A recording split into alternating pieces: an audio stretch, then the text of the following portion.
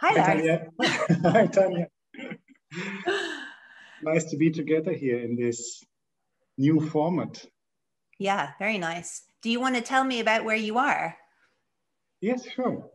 If you tell me where you are. Yeah, I will. Well, this is I'm in Amsterdam, first of all, in the historic center of Amsterdam. And if you have the cliche image of Amsterdam in mind with canals and bikes and narrow streets, that's how it looks outside here. And I'm now on the top floor of the building in which I work also. And maybe you can see that I can turn a little bit around. It's bright light, so it's a bit against the light, but it's the studio of our founder, who was a painter. Her name was Giselle. You can see her on that painting back there. It's a self-portrait. Yeah. She founded our organization after the war. After in this building, she was hiding a group of two youngsters and more, two Jewish youngsters and more that were hiding from the Nazi occupation. And as she was a painter and she organized everything together with artist friends, this whole house became a community of poets, artists, and she lived here until 2013, when she died in the house at the age of 100, which was very special. And she left the house, actually it's two houses, to a charity or foundation, as you say in the Netherlands. And we are carrying the name of our address, Herengracht 401, in short, H401. And well, that's where I am. This is the most special part of the building, but we've got a gallery on the ground floor. We've still got the apartment from the hiding time during the World War, which is very small, but still as it was in 1940. And yeah, that's where I work and where I enjoy sunlight now. Where are you? That sounds great. Having been living in a very localized way, I'm desperate for a change of scene. So thanks for transporting me to a new location. Well, I hope that the pandemic will allow us soon to travel again, so you can visit. And yeah, that would be great. Yeah. So I am working from home in South London. Mm-hmm. I'm the executive director of Dance Umbrella, which is an international contemporary dance festival based in London. And our office is in a beautiful neoclassical building in the center of London called Somerset House. But as we are in lockdown currently, we are all under strict instruction to work from home unless absolutely necessary. So I haven't been in the office actually since the work from home order was issued again. So I don't think I've been there since September. Wow. Yeah, which is quite strange. Yeah. So how do you keep up with the day-to-day work on a distance? I mean, it almost seems like we communicate as easily as you would with your local colleagues. Yeah, absolutely. Well, in fact, I started my new job. This is a fairly new job for me. I've been in it for about a year. And so I started fairly soon after the lockdown. And I haven't actually met a lot of them in person. So so we've just gotten used to this new way of working, working remotely using kind of things like Teams and Zoom, different other sort of online software to kind of collaborate. I don't know if you've used Miro, but it's kind of an interactive whiteboard thing. You know, finding all these, finding all these new tools to work in this way. So we've been upskilling ourselves over this period. But I think we're all looking forward to being in the office and having those that kind of organic flow of information that just doesn't happen when you're not in a space together. And also probably for me, the biggest challenge in working remotely or not seeing people is, well, the organic flow, as you say, but also the the creativity which often happens in the moments that were not planned. Yeah. In between meetings, in a social moment. Yeah. And probably that's even more important for, well, not your colleagues, but the artists you work with, your audience. Yeah. How did you change it, your way of working there? Well, so, I mean, I think it was this time last year. Usually, so our festival takes place in London every October. It's been running for about 42 years. And so it takes place in a variety of venues around London, the kind of more well-known ones like the Dance House, Sadler's Wells, sometimes the Royal Opera House, Barbican, and then in sort of outer London venues. So we usually tend to be all around the city in October. But this time last year, with the lockdown, with everything that was coming out about, oh, excuse the sirens. I don't know if you heard that, but this is living in, you know, inner city London. But with the lockdown, we had a kind of board meeting around end of March last year, and the kind of our trustees said to us, you know, if you were to cancel your festival, if you were to cancel things, when would you usually do that? And, you know, that timeline was sort of March time. And so it really caused us to think, well, actually, do we need to cancel the festival? And so an early decision was made to not go ahead with the live festival, which at the time, I know for the artistic director at the time, felt like a very kind of scary decision, but actually in the long run was the right decision. And it meant that, you know, there was so much that was out of our control at that point, and I mean continues to be, but that was one decision that we could make, and then sort of think, well, you know, what could a festival look like that wasn't live? And so we began to explore what we might be able to do digitally. So for the first time, we presented a digital festival in autumn 20, and that was how we reached our audiences. And it was a desire to kind of connect artists with our audiences, and we did it through a kind of variety of different frames. So we had something called Choreographer's Cut. So choreographers in conversation with our artistic director, talking, showing an extract of their work and talking through the concepts and the construction and you know, the ideas, how it came to be. And so we came up with these frames to present contemporary dance, which obviously is an art form that should be experienced live, but in different ways. So not necessarily presenting recordings of live work, but finding other ways to profile the artists and their work. So it was very interesting. And I think it was a big learning curve for everyone. We didn't necessarily have the skills to do this beforehand.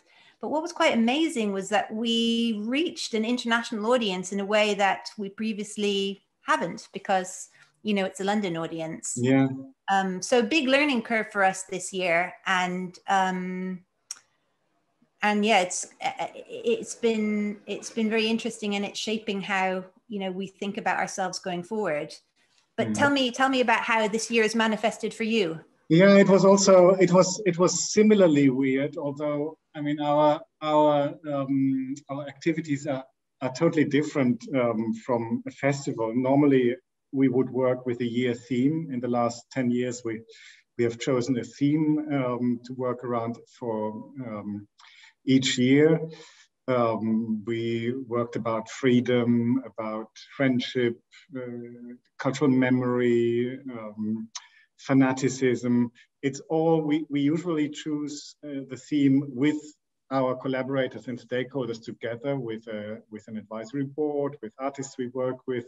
It's normally a quite homogeneous process to decide what theme is urgent to address in the society, around us, in the world around us, and is rooted somehow in the history of the house or our place. So we would normally look at the life of Giselle or whatever is represented in the material heritage here in the place, and what questions from that point of departure we can ask about today's societies. And as we were dealing in the last years during the Me Too wave, I would call it, or the different Me Too waves, with an abuse scandal in our own organization that went back to one of its founders who died in 1986. So it's 40 years in the past, but still there was a handful of victims that could speak up with that time distance. There was enough distance for them to speak up and formulate that. So we had to work through a quite heavy heavy theme, abuse. It's quite something. After we had an investigation, everything was kind of properly sorted out behind the scenes. We thought, well, let's make the theme of our public program this year shame and masculinity, to explore toxic masculinity, how a utopian situation like a circle of artistic friends can flip over to an abusive situation. How love can be a power play at a certain moment. I mean, to explore that whole field of masculinity and where positive aspects of playful sexuality, for instance, turn around into negative ones of power abuse. And we found a great curator who had a fantastic selection of artists. We made a book which I can show you with a nice nice publisher valise with all the artists in it and reflective texts. And we thought, well, after the summer we can open the show and have public come in, but it was only a few weeks that we could receive our audience with very strict measures, only a few people at a time. But in fact, I think it was very safe because we are a small house museum kind of organization where we can organize safe visits. But then there was a strict in the second wave, another strict lockdown, and we couldn't receive any audience. We prolonged the exhibition, and then the lockdown was prolonged. So in a way, we invested a lot of time and resources and creativity from all the artists that contributed without the degree of audience engagement we would have liked to have. Because normally we would organize discussion events, workshops, and there again, we could switch to an online format of the Fringe program, which works very well. We had lectures, we had panel discussions, and they are recorded and they are on our website, so more people can see it in the end. But for instance, the workshops that we planned, one was meant to work with theater of the oppressed, the Auguste de Bois method, where the maker said, listen, we can't, we are working with situations and we want to engage the audience in a process of working through a traumatic event in a theatrical setting. There's no way we can do that online. And there was another workshop that we just, endlessly postponed because that is something that was for us and for the people we collaborate with still not clear how, especially these very interactive formats of theatrical workshops, for instance, how to bring that participatory aspect into the online realm. And I mean, there is some hope that on the long run next year with where everyone says, well, we'll work more hybrid in the future.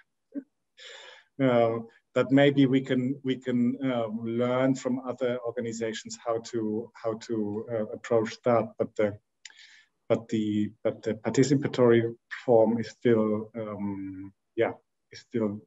very poor on our end. Well, it requires a completely different way of working, doesn't it? I think the subject matter that you're talking about, of course, is like extremely a sensitive one and needs to be dealt with in that way, in a very delicate way. And I can understand why, experimenting with digital technologies isn't quite it's not quite the right space for when we're dealing with issues of abuse. You want to make sure that you're creating a safe space.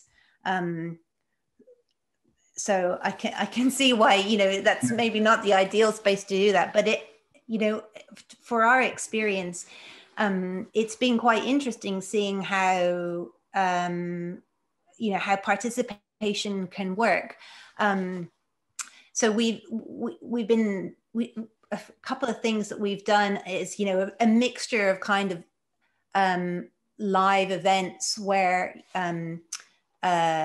you're kind of live on Zoom and you have an audience participating in a debate, or equally, using our social media channels to respond and engage the audience in something that they've watched that is pre-recorded, to then working with groups, different age groups, to do kind of choreographic workshops that kind of are residencies over a kind of week, where you've got a group of older people or younger people working with a choreographer to make something, and then which then becomes a film that is shared with our audience and their families. And that's been quite interesting, because it's clear that practitioners, choreographers, have to be really comfortable in leading in a remote way, because that takes a different type of skill set to be leading a kind of physical art form in a way where you can't touch your participants, or engage with your participants in the way that the art form often demands. But certainly, like, this hybrid approach is something that we want to take forward. I think what we've realized is that there is, there's no return back to life as it was. And so, we've been talking about digital in the art sector in this country for a long time, and it's always been as a kind of add-on. And I think this has caused us to sort of think about digital in a holistic way. How does it kind of coexist with all the strands of your work? I mean, we are living through a technological revolution. Like, how do we properly embrace it?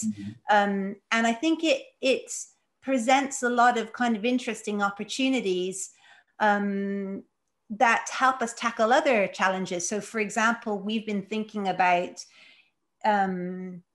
touring, for example, and the ecological crisis and the carbon footprint that comes with international touring for artists. So thinking about that, because as an international festival, we're a co-commissioner of a lot of work, and we invest in new works that we want to present, and artists that we want to support to scale up. And so we've been thinking, with our commissioning process, should we be commissioning in a way that maybe supports the creation of something live, but also supports the creation of something that enables a kind of digital proliferation of the work?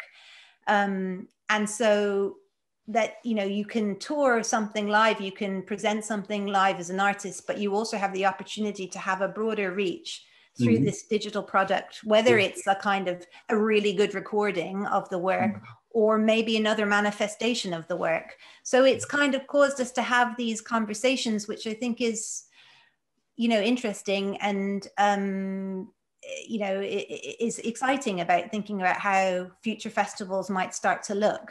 Yeah, no, certainly. But I'm interested in, from my perspective, there's another aspect where I would say, well, this hybrid form of delivering a project can work, and I've seen that in one of our European projects. We are running a few European projects, and one we just finalized in the Creative Europe program was with 7 other partners from across Europe. It was called Heritage Contact Zone, where we looked at how heritage situations, like our heritage situation, can be a space of encounter for opposing opinions, with the role of artists as a catalyst in it. But there, almost an entire year, almost the entire last year of the project was under COVID. So we couldn't meet anymore. And that went surprisingly well. We wrote a toolkit, we ran a conference, and I mean, very low budget, everything. We had, we could reshuffle costs to staff costs so that people could invest in preparing these things well. But we realized that we could do that because we had worked already a year before and met and could have built up trust. So there were these moments. We had taken a lot of time already to know each other and to trust each other.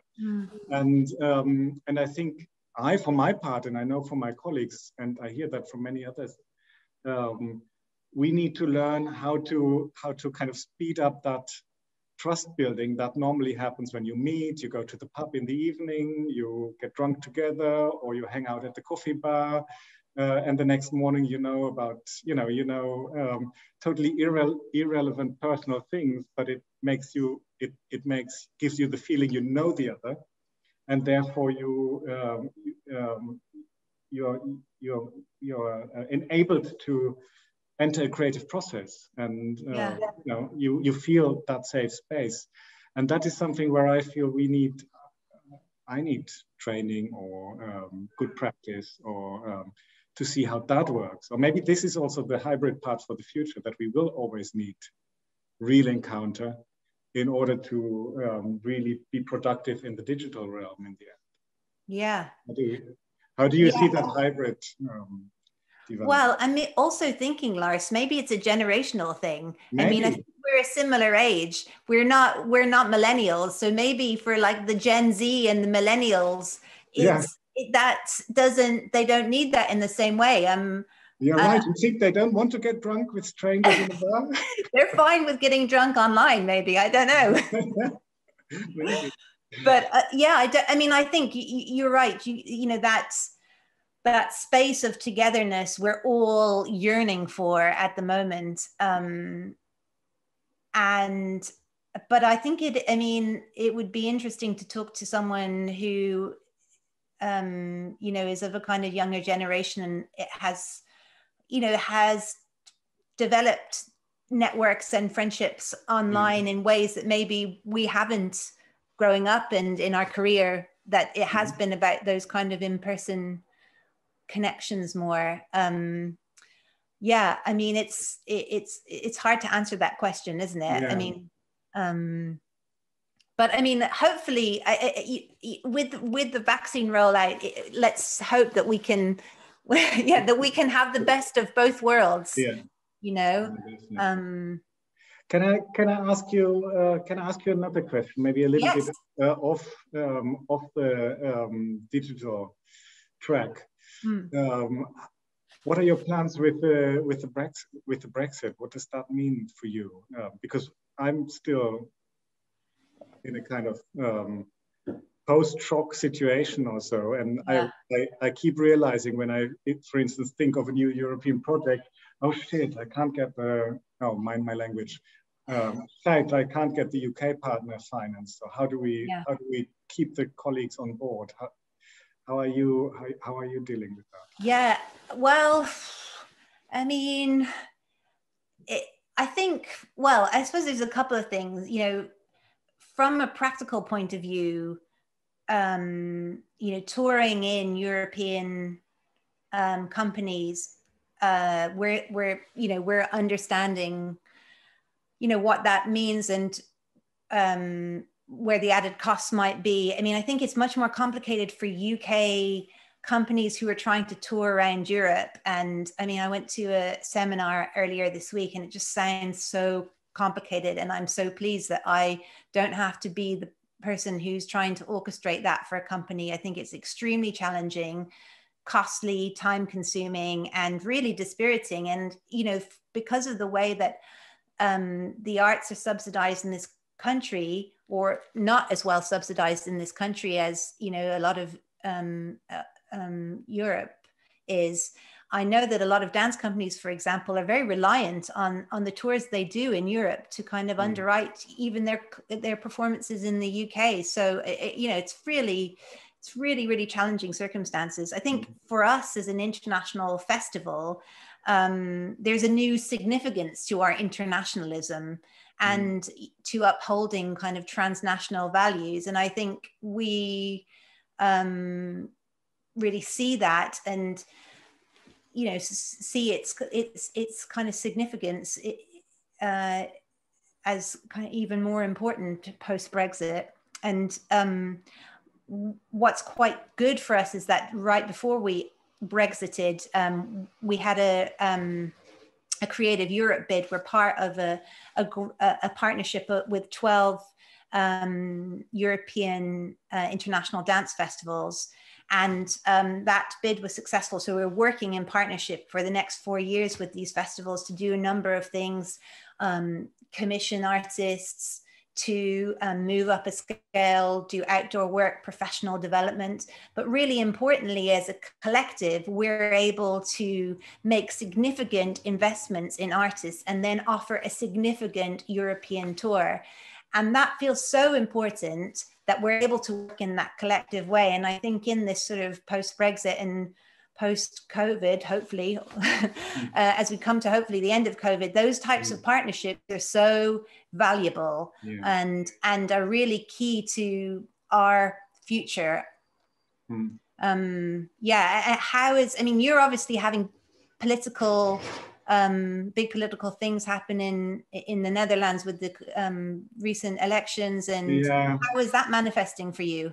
Well, it's not quite sure yet what kind of cabinet it will be there. Today, the couple who would moderate the formation process of forming a government withdraw because of a little scandal. But generally, it's quite devastating because 29 out of the 150 seats in parliament are for fascist parties now. I mean, really right wing. That's a big portion. And generally, the voters voted for the status quo, which is a kind of soft, meanwhile, a little bit softer neoliberalism, but still neoliberal policies.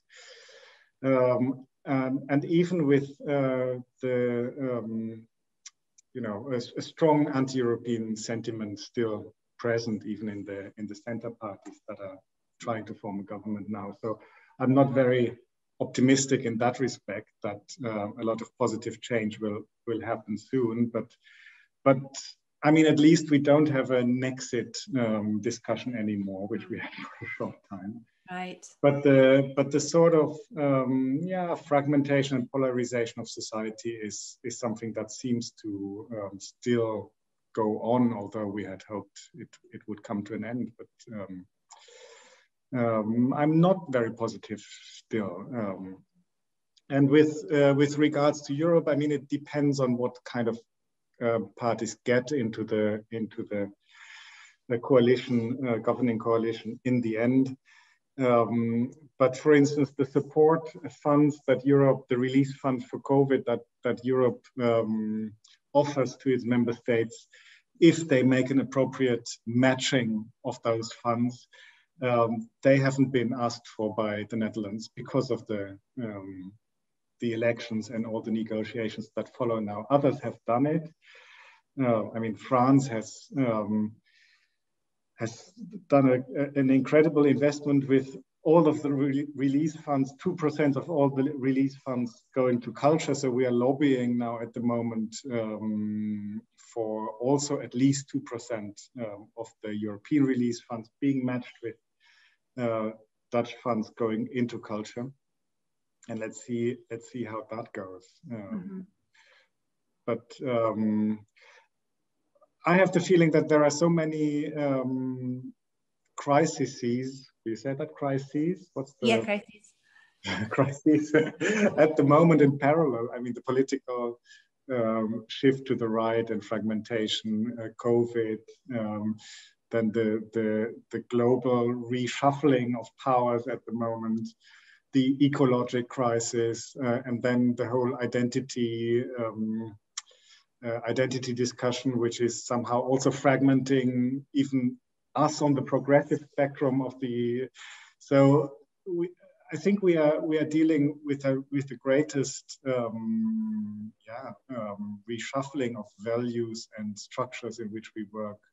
And I, for my part, don't oversee at all how 1 year from now the sector will look like. It's just too volatile, I would say. I mean, with a lot of opportunities, of course. Yeah. And to mention one example, I mean, something very positive, I think, is that Europe is now advertising that they want to mainstream culture through all the different sectors, which is something great because we've always been lobbying for a central role of culture in all aspects of society. But it also means that the support is fragmented. And to mention just one example, but I've heard from many others across Europe, as a cultural sector, I can now apply for projects within the Erasmus program, which is traditionally an educational program. We had a great consortium, applied for a project, got a great rating and a preliminary award. And then it was turned down because of our financial capacity that was checked. And after investigating a little bit, we realized that a lot of projects, Erasmus projects, bicultural players across Europe in other countries have also been turned down because obviously they are looking at us as if we were universities or public bodies, but we are private bodies and we are cultural organizations, and we are working with precarious financial situations for decades. We are used to these thin margins of survival. It's not like the public budgets. So, I'm just telling that example to show that in this massive change that is happening everywhere, there are opportunities. Clearly, okay, we can collaborate with education or with research or with the social sector much easier than before, but it's still different rules. It's still not compatible. It's in that big reshuffle. We still need to negotiate language and procedures and measure and measurements. Yeah. So in that sense, yeah, that's a long answer to the question about the situation in the Netherlands. But I just wanted to say that this political insecurity here or shock is of course something that just is an indication of what's happening everywhere, and that it can be an opportunity, but for the moment it's a struggle more. Yeah. And do you get a sense that because something that I'm quite aware of is that the conversation in the UK has politically, you just listed the whole bunch of the challenges that we're facing and how kind of unknowable the next year feels. And the kind of language that was coming from our government was about protecting the crown jewels, culturally speaking. And so that was the kind of institutions and that, there has been kind of significant investment packages but what's been interesting is that it has revealed a kind of the massive freelance workforce that exists. So apparently 80% of the cultural 80% of cultural workers are freelance, which is kind of quite astounding. And so the government has been under pressure to look at their packages to think about how they support that workforce, and still some people slip through the net. But the thing that I've been thinking a lot about with colleagues is also that kind of generation in this country who aren't at the place where they've receiving regular Arts Council funding, for example. They're not quite charities, and they're sort of caught in this kind of dead space in terms of support, and there's a real risk of losing a whole generation of talent. Do you have that same kind of situation in the Netherlands as well, about, how do we support young people who are coming into the creative sectors to be able to exist? Yeah, no, I'm sure it's comparable. I mean, I don't know if the 80% is comparable, but it feels like it could be a similar figure here. But then that sort of focus on crown jewels, it's not a term that is used here, but it's comparable to the Dutch situation. But that is already for the past years, for many years. I mean, I don't know. Now, our Prime Minister Rutte will have his fourth term. I'm not so sure in which of his terms, the first or the second. There was a really a slaughtering in the cultural field, because the Minister for Culture, who basically said that he's not interested in the cultural field, cut it down so immensely that only the big players survived, and a lot of production houses were especially there for young talent closed down, most of them. I mean, a lot of small institutions we lost years ago already. And I think now with the, I must say in the last half year during the pandemic, there was an exceptional support for the cultural field. I mean, there's also even a sense within the lobby of the cultural field that we have to be careful what we demand next, because there was relatively to the slaughtering of the years before, relatively much support.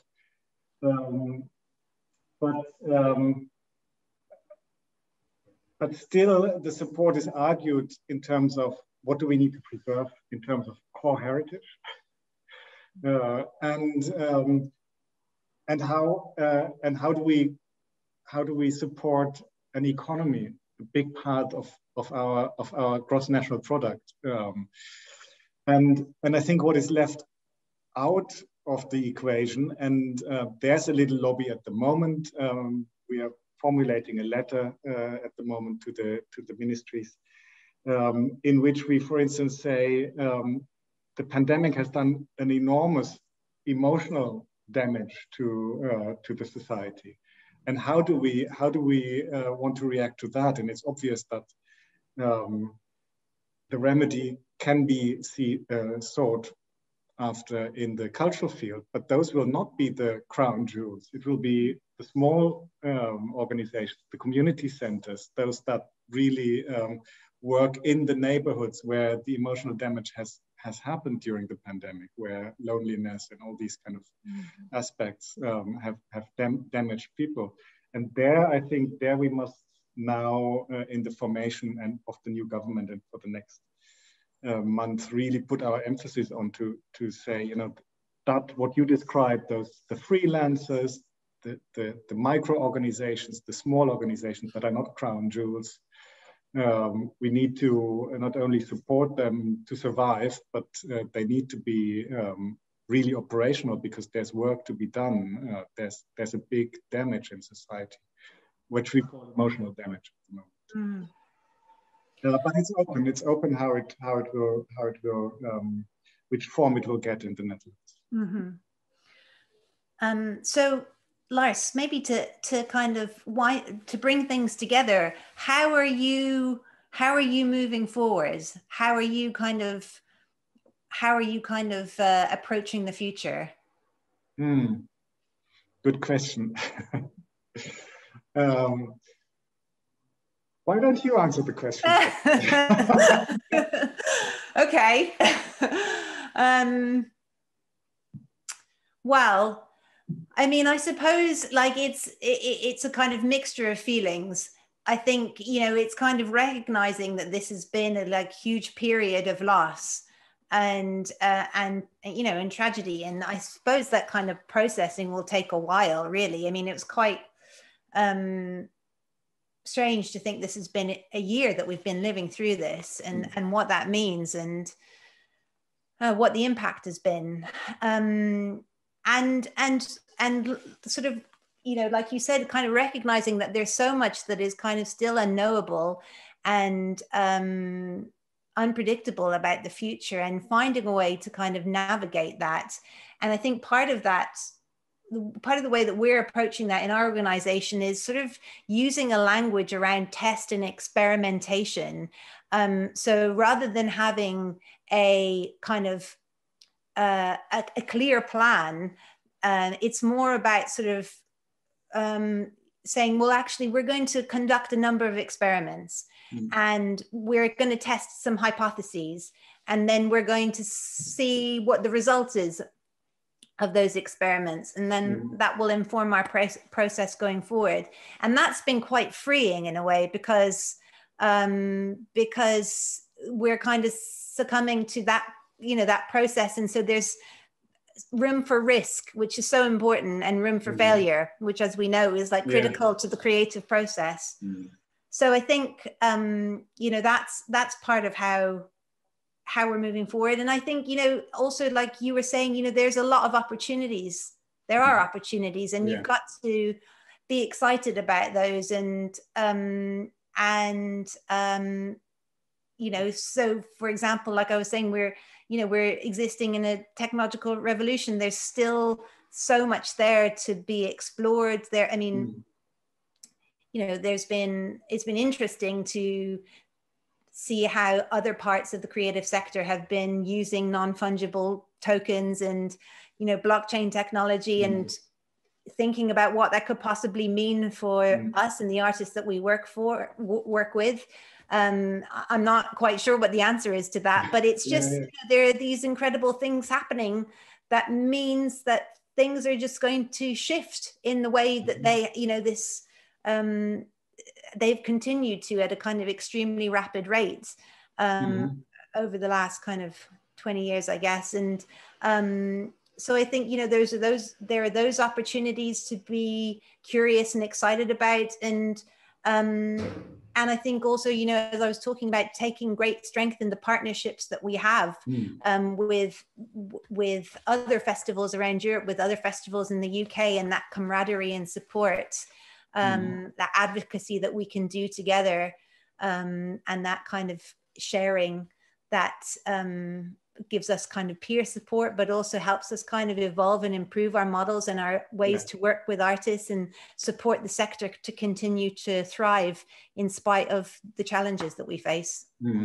Yeah, no, in a way that's recognizable. I think what we in our internal discussion, what we found is that for many years, I mean, we are a small organization. We are a micro organization, actually, although we have this beautiful building and these historic spaces.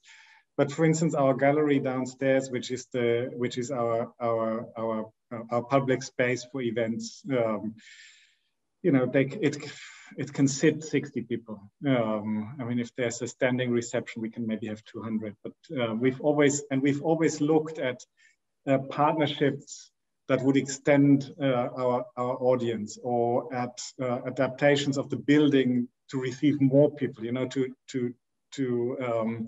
justify the impact we have in quantities. And now with COVID, I think we realized that maybe there is a strength in the small scale of also our building, because we may find new formats of encounter in small groups that are much more suitable to a pandemic situation, or maybe also to the hybrid mixed with digital future.